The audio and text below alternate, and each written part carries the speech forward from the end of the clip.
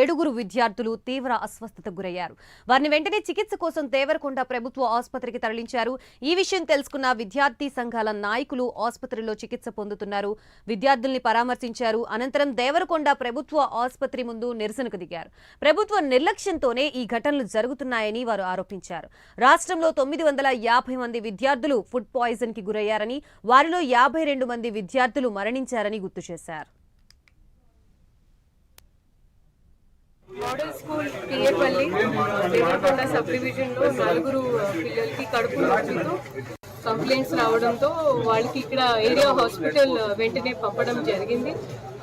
ఇది ఎట్లాంటి food poisoning case లేనేలేదు. మేము డాక్టర్ గారు, డిఎస్పీ గారు, ఆర్డీఓ గారు మేమందరం ఇప్పుడు వాళ్ళని కన్సల్ట్ చేయడం, వాళ్ళని అబ్జర్వేషన్లో పెట్టడం జరిగింది. కొంచెం వాళ్ళు ఫుడ్ 2 రోజుల నుంచి కొంచెం వాళ్ళకి వీక్నెస్ ఉండడంతో వాళ్ళు సరిగా ఫుడ్ తినకపోవడంతో కొంచెం నిరసన లాగా ఉంది, కొంచెం డిహైడ్రేటెడ్గా ఉన్నారు. ఇది కాకుండా ఫుడ్ పాయిజనింగ్ అలాంటివి ఏమీ లేదు. ఉన్నప్పటికీ కూడా మేము అన్ని ప్రికాషన్స్ని పాటిస్తున్నాము.